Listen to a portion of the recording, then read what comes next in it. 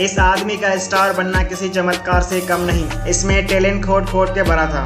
बेहद मेहनत करने के बाद आखिर स्टार बन जाता है। नाम नंबरदार नवाजुद्दीन सिद्दीकी, जिसे हम नवाज के नाम से भी पुकारते हैं। आखिर नवाज जीरो से हीरो कैसे बना, आइए जानते हैं इसके बायोग्राफी के बारे में। टीवी तो सभी देखते हैं, कुछ लोगों के लिए सिर्फ ख्वाब ही होते हैं, लेकिन कुछ लोग अपनी बेहद मेहनत और लगन से अपने ख्वाबों को पूरा करने की कोशिश करते हैं। ऐसे ही लोग जिंदगी में अपना नाम बनाते हैं। उत्तर प्रदेश में मुजफ्फरनगर के एक गांव में एक मिडिल क्लास फैमिली से जहां एक लड़का रहता था। इस लड़के के 7 भाई और 2 बहनें और भी थी। ये लड़का उन सब में बड़ा था। इस लड़के के काफी बड़े बड़े सपने थे। ये एक एक्टर बनना चाहता था। इसकी भी ख्वाहिश थी कि लोग इसको एक बड़े पर्दे पर एक दिन देखें, लेकिन इसके गांव में अपने सपनों को पूरा करना तो दूर की बात, यहाँ तो एजुकेशन करना भी बहुत मुश्किल था। ये लड़का अपने 7 बहन भाइयों के साथ मुश्किल से अपना गुजारा कर रहा था, जहाँ लोग फिल्म देखने जाया करते थे।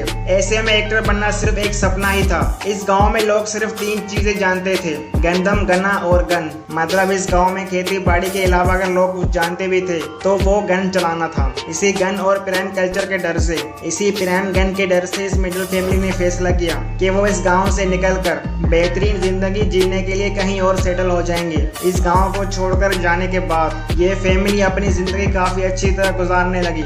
इस लड़के ने एक यूनिवर्सिटी से ग्रेजुएशन भी कर लिया, लेकिन इस लड़के के जहन में एक्टिंग करने का बड़ा शौक था। तभी इस लड़के ने दिल्ली जाने का फैसला कर लिया। एक बेहतर फ्यूचर की तलाश में ये लड़का दिल्ली जैसे बड़े शहर में पहुंच तो गया, लेकिन उसको ये पता नहीं था कि आगे की मुश्किलात उसकी राह देख रहे हैं। जेब में पैसे ना होने के बराबर था। तभी इस लड़के को कहीं वॉचमैन की नौकरी मिल जाती है और इसने कई जगहों पर वॉचमैन का काम भी किया। तभी इस लड़के ने एक्टिंग वाली जगहों पर चक्कर लगाना शुरू कर दिया, कहीं इसको क्या पता छोटा सा कोई रोल मिल जाए। हालांकि उसको पता था उसको उस चीज के कोई पैसे नहीं मिलने वाले, लेकिन उसके सर पर तो सिर्फ एक्टिंग करने का जुनून सवार था। इसी जुनून को जहन में रखकर पैसे कमाने के लिए वॉचमैन की नौकरी करता था और साथ में एक्टिंग प्रैक्टिस शुरू कर दिया। ये वो मौका था, नवाज मुंबई जाकर अपनी किस्मत आजमा रहा था। नवाज ने एक इंटरव्यू में बताया कि उनको पता था कि उनकी शक्ल इतनी अच्छी नहीं कि किसी बॉलीवुड एक्ट्रेस से मिलती जुलती हो। नवाज ने इंटरव्यू में ये भी बताया कि जहां वो एक्टिंग सीख रहे थे उनके पास एक्टिंग सीखने के पैसे भी नहीं थे।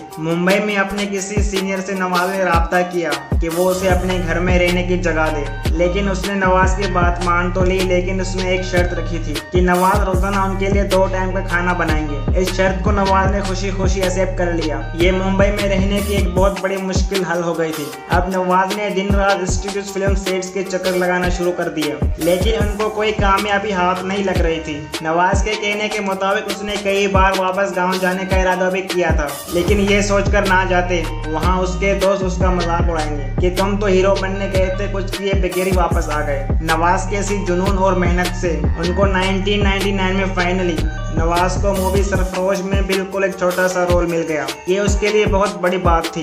ये उनके लिए आमिर खान जैसे सुपरस्टार के साथ फिल्म करना एक बड़े सपने से कम नहीं था। इसके बाद नवाज को मुख्तलिफ मूवीज में बस कुछ सिंगर्स के रोल मिलते रहे। नवाज उन रोल्स को करके बहुत खुश थे और उन्होंने भी कभी हिम्मत नहीं हारी। उस वक्त नवाज को ड्रामा, सीरियल और छोटे छोटे रोल मिलते रहे, लेकिन 2007 में नवाज को अचानक ब्लैक फ्राइडे में अच्छा सा रोल मिल गया और वहां से उनकी उम्मीद बढ़ना शुरू हो गई। और 2010 में नवाज को पीपी लाइट में जनरल लाश का रोल मिल गया, जो नवाज के जिंदगी का सबसे ट्रेनिंग पॉइंट साबित हुआ।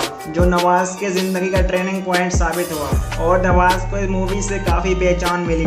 तब 2011 में फाइनली नवाज को मूवी पतंग में पहला मेजर रोल मिल गया। उन्होंने पतंग में बेहतरीन सिंगर का रोल प्ले किया। यूं नवाज को फिल्म इंडस्ट्री में लोगों ने पहचानना शुरू कर दिया। नवाज ने सोचा ही नहीं था कि कुछ सेकंड्स के रोल करते करते वो एक दिन यहाँ पहुंच जाएंगे। अगले 2 साल में नवाज के करियर का ट्रेनिंग पॉइंट आ गया। उनकी मूवी कहानी में बॉस ऑफिस में उन्होंने काफी अच्छा काम किया और नवाजुद्दीन देखते ही देखते सुपरस्टार बन गए। और इसके बाद नवाज ने कभी दोबारा पीछे मुड़कर नहीं देखा। इसके बाद नवाज ने बड़े बड़े मूवीज में काम करना शुरू कर दिया, जिसमें बजरंगी भाईजान, रईस, केक और इसके अलावा कई मूवीज शामिल थी।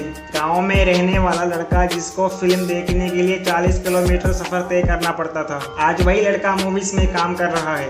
नवाज ने अपने एक इंटरव्यू में बताया जब वो वापस गाँव जाते हैं जो लोग उन पर मजाक उड़ाया करते थे आज वही लोग उस पर फख्र करते हैं। नवाजुद्दीन की कहानी हमारे लिए एक लेसन है कि अगर कुछ अचीव करना हो कि आपकी मेहनत आपको कभी ना कभी कहीं ना कहीं ज़रूर पहुंचा देती है।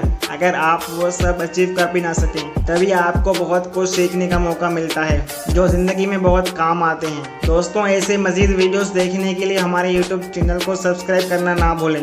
अगर आपको ये वीडियो अच्छी लगी तो वीडियो को लाइक, शेयर और सब्सक्राइब करना ना भूलें।